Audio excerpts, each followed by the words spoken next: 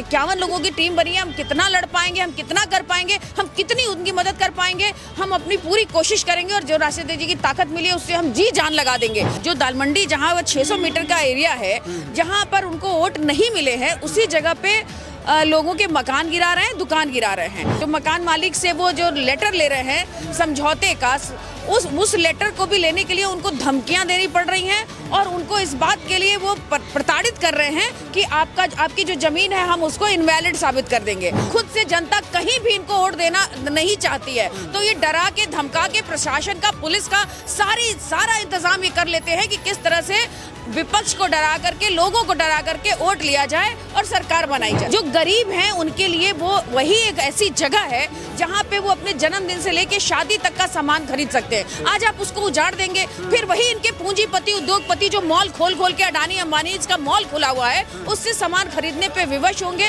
और महंगे सामान लेंगे। तो आप गरीबों की गरीबी का क्यों मजाक उड़ा रहे हैं? क्यों आप उनको और गरीब करने पर लगे हुए हैं? देखिए, पूर्वांचल की जो सबसे बड़ी मंडी की बात हम लगातार कर रहे हैं, जिसके व्यापारी विपक्ष के नेता अखिलेश यादव से मिलने के लिए लखनऊ पहुंचे थे। तो साफ हो जाता है कि जब परेशान लोग विपक्ष के नेताओं से मिलना शुरू कर देते हैं तो उनकी आस सत्ता पक्ष से खत्म हो जाती है, तब वो विपक्ष के पास आते हैं। अखिलेश यादव से तमाम व्यापारी मिले। व्यापारियों से अखिलेश यादव ने कम से कम 3 से 4 घंटे तक बातचीत की।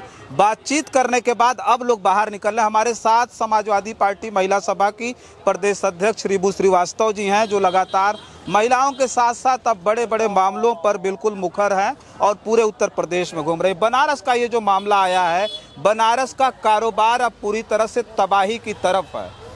ये सरकार कुछ सुनना नहीं चाहती, न कारोबारियों का सुनना चाहती है और ना ही किसी किसान, किसी मजलूम, किसी गरीब का। तो उस पर क्या हुआ? अखिलेश यादव से मुलाकात करने के बाद क्या लगा आप लोगों को? अखिलेश यादव के संज्ञान में बहुत पहले से ये मामला चल रहा था।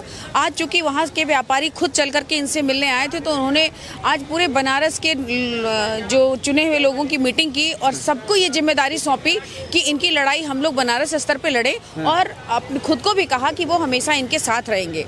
ये सरकार पूरी तरह से, मतलब ये केवल वो जो कहते हैं कि ट्रैफिक ठीक करनी है और भीड़ को कम करना है, तो ऐसी तमाम जगह है। काशी में है, काशी तो गलियों के नाम से फेमस है, काशी की पहचान है उसकी गलियां। लेकिन अगर उस पहचान को खत्म करने की कोशिश की जा रही है और खास करके उस जगह पे उस पहचान को खत्म करने की शुरुआत की गई है जहां से उनको वोट नहीं मिलते हैं। तो जैसा कि राष्ट्रीय अध्यक्ष जी ने कहा कि ये कोई पॉलिटिकल डिमोलिशन है, ये कोई डिमोलिशन इसके लिए नहीं है कि आप डेवलपमेंट के लिए कर रहे हैं, ये पॉलिटिकल डिमोलिशन है। और ये वहां से इनको उनके हर जो दाल मंडी जहां वो 600 मीटर का एरिया है, जहां पर उनको वोट नहीं मिले हैं, उसी जगह पे लोगों के मकान गिरा रहे हैं, दुकान गिरा रहे हैं। तो अगर जब मकान, जो कुछ लोगों को जबरदस्ती, जो मकान मालिक से वो जो लेटर ले रहे हैं समझौते का, उस लेटर को भी लेने के लिए उनको धमकियां देनी पड़ रही हैं और उनको इस बात के लिए वो प्रताड़ित कर रहे हैं कि आपकी जो जमीन है हम उसको इनवैलिड साबित कर देंगे। तो उनको लग रहा है कि जब मकान भी इनवैलिड हो जाएगा तो उनको 1 रुपए भी नहीं मिलेगा और तमाम केसेस लगाने का जो डर है वो अपने आप में है। तो इस तरह से पूरी तरह से ये सरकार, इसके अधिकारी, इनके प्रशासन, जो लोग उनके वोटर नहीं है, जो वोट नहीं देते हैं, जो विपक्ष के समर्थक हैं, उनको पूरी तरह से क्रश करने की कोशिश कर रहे हैं। ये सरकार जानती है कि आम जनता इनको खुद से वोट देने वाली नहीं है, खुद से जनता कहीं भी इनको वोट देना नहीं चाहती है। तो ये डरा के धमका के प्रशासन का, पुलिस का सारा इंतजाम ये कर लेते हैं कि किस तरह से विपक्ष को डरा करके, लोगों को डरा करके वोट लिया जाए और सरकार बनाई जाए। राजनीति के लिए, वोट के लिए पूर्वांचल का जो सबसे बड़ा व्यापार उसको तबाह कर रहे हैं पूरी तरह से। आप देखिए, जिस तरह से लोगों ने कहा कि जिस गरीब के घर भी शादी होती थी, हम लोगों को याद है रजनीश जी, हम लोग छोटे छोटे थे, हम लोग 4 बहनें थे, तो कम पैसा पापा की सैलरी होती थी, तो कहते थे कि वहीं दाल मंडी चलेंगे और वहीं से होली में, दिवाली में हम लोग सामान खरीदेंगे।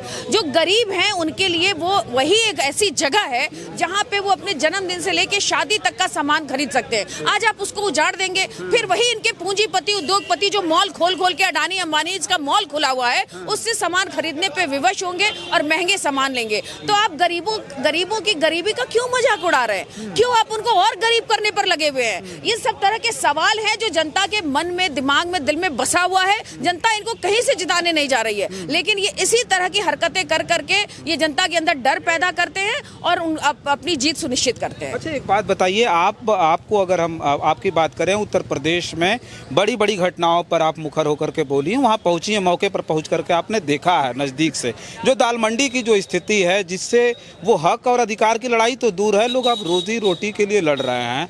ऐसी लड़ाई में अब समाजवादी पार्टी का अगला कदम क्या होने जा रहा है? उन्होंने अभी पता चला अखिलेश यादव जी ने 51 स्पेशल लोगों की टीम बनाई है। उन्होंने साफ तौर पे कह दिया व्यापारियों को कि हाई कोर्ट से लेकर सुप्रीम कोर्ट तक विद्वान और बड़े वकीलों को हम आपके साथ खड़ा कर रहे हैं। तो ये तो बहुत बड़ी राहत मिल गई व्यापारियों को। लेकिन ये जो लड़ाई है, जो कि प्रशासन से टकराना और वहाँ की डबल इंजन की सरकार से टकराना है, चूँकि वहाँ के प्रधानमंत्री नरेंद्र मोदी जी हैं, उनका संसदीय क्षेत्र, तो वहाँ की लड़ाई का अगला कदम आप लोगों का क्या है और आप उसको बेहतर से बता पाएंगे, क्योंकि सबसे आगे आप ही रहेंगे हमको लगता है। देखिए, मुझे लगता है कि समाजवादी पार्टी हर समय दबे कुचले, जो भी जिनके अधिकारों को छीना जाता है, उनके साथ खड़ी होती है। आज राष्ट्रीय अध्यक्ष छोटे छोटे मुद्दों पे, आप देखिए बगल में मुख्यमंत्री जी का आवास है, उनका कार्यालय है, लेकिन वहां पर भी जिनकी आवाज नहीं सुनी जाती है, वो राष्ट्रीय अध्यक्ष जी के पास जाते हैं। मुझे लगता है जब वो हमारे राष्ट्रीय अध्यक्ष जी मुख्यमंत्री थे, उससे कम नहीं आज लोगों की मदद करते हैं, और चाहे वो पैसों से मदद हो, चाहे कार्यकर्ताओं के माध्यम से मदद हो, तो राष्ट्रीय अध्यक्ष जी से लोगों की उम्मीद ज्यादा है और उस पर खड़े उतरने के लिए वो हमेशा कोशिश करते हैं। आज के दिन बताइए, बनारस में जगह जगह से लोग यहाँ पर आए, बस इस बात के लिए बुलाया गया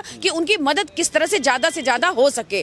हम उनके साथ खड़े हैं, लेकिन इस सरकार से जो पूरी तरह से प्रशासन के बल पे ये गुंडागर्दी कर रही है, उससे हम लोग 51 लोगों की टीम बनी है। हम कितना लड़ पाएंगे, हम कितना कर पाएंगे, हम कितनी उनकी मदद कर पाएंगे, हम अपनी पूरी कोशिश करेंगे और जो राष्ट्रीय अध्यक्ष जी की ताकत मिली है उससे हम जी जान लगा देंगे। लेकिन उसके बावजूद भी प्रशासन की मंशा क्रश करने की है। आप गोली, बंदूक, लाठी और एफआईआर के सामने कितने दिन तक कितने लोग टिके रहते हैं? बेफजूल के एफआईआर लगाते हैं। धरना देंगे 10 लोग, एफआईआर करेंगे 100 लोगों पे, अज्ञात मुकदमे करेंगे, उसके बाद लोगों को उठाएंगे, धन उगाही करेंगे। तो इस तरह की इनकी जो मंशा है, ये हर जगह देखने को मिल रही है। अभी थोड़े दिन पहले रामनगर के ही सुल्तानपुर क्षेत्र में महिलाओं को घर में घुस के प्रशासन वाले, पीएससी वाले मारे, और उसके बाद जो 10-30 लोगों पे एफआईआर हुआ, बाकी 300 लोगों पे अज्ञात एफआईआर हुआ। धन वसूली का, उगाही का एक धंधा मिल जाता है इन सरकार को, प्रशासन के लोगों को।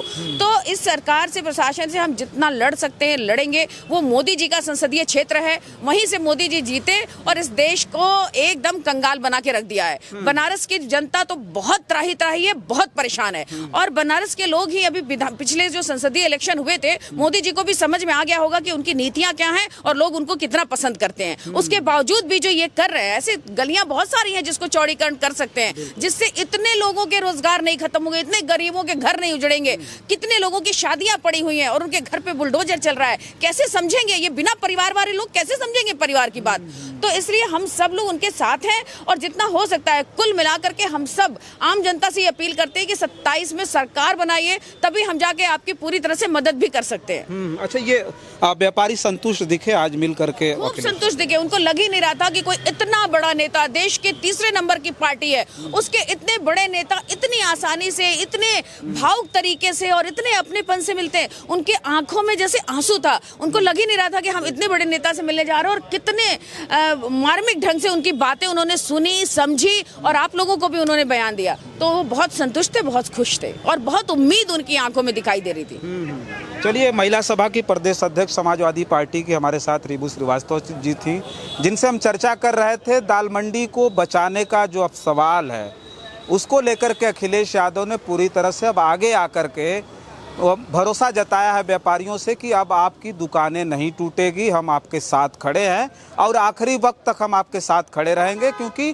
केवल सवाल वहाँ के दुकानदारों की दुकानें बचानी नहीं है, बल्कि पूर्वांचल का सबसे बड़ा व्यापार बचाना है, जिसके पीछे राजनीतिक कारणों से सोचिए इस आज की जो सरकार है, जो प्रशासन है, उसे तोड़ने पर आमादा है। तो फिलहाल बातचीत कर रहे थे दाल मंडी को लेकर के। अगर ऐसा लगेगा कि हमको वहाँ पहुँचना चाहिए तो हम अपनी टीम के साथ दाल मंडी पहुँचेंगे, बहुत सारी रिपोर्टिंग करके आपको दिखाएंगे, क्योंकि सवाल सबसे बड़ा कारोबार का है। फिलहाल इस वीडियो में इतना ही, बहुत सारी खबरें लेकर के आपके बीच में हाजिर होंगे। बहुत बहुत धन्यवाद।